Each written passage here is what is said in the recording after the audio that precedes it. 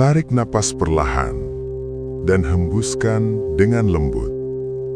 Tenangkan tubuhmu. Tenangkan pikiranmu.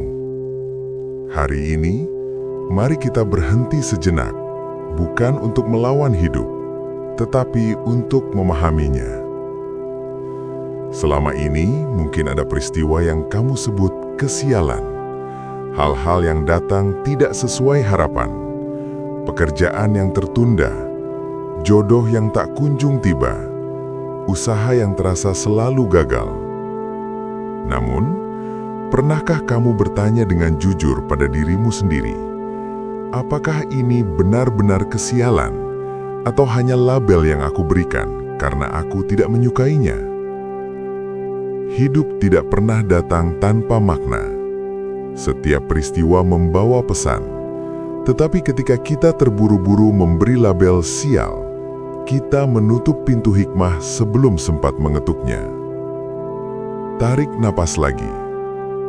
Apa yang tidak kita sukai hari ini bisa jadi sedang melindungi kita.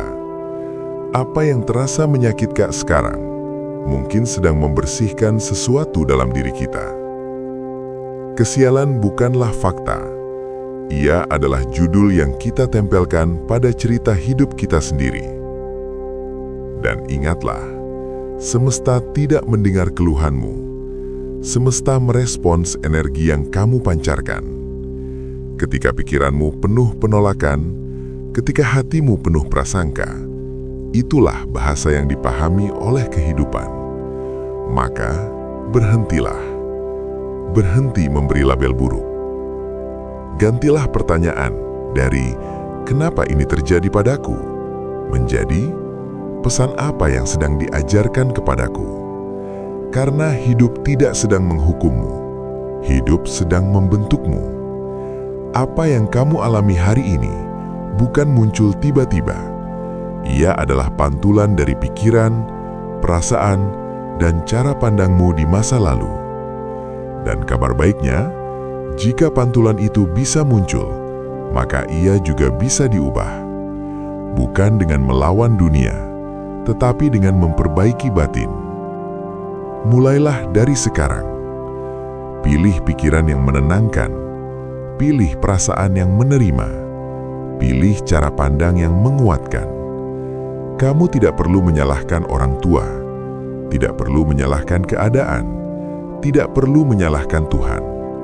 Yang perlu kamu lakukan hanya satu: berhenti mengizinkan hal-hal yang melemahkan masuk ke dalam dirimu.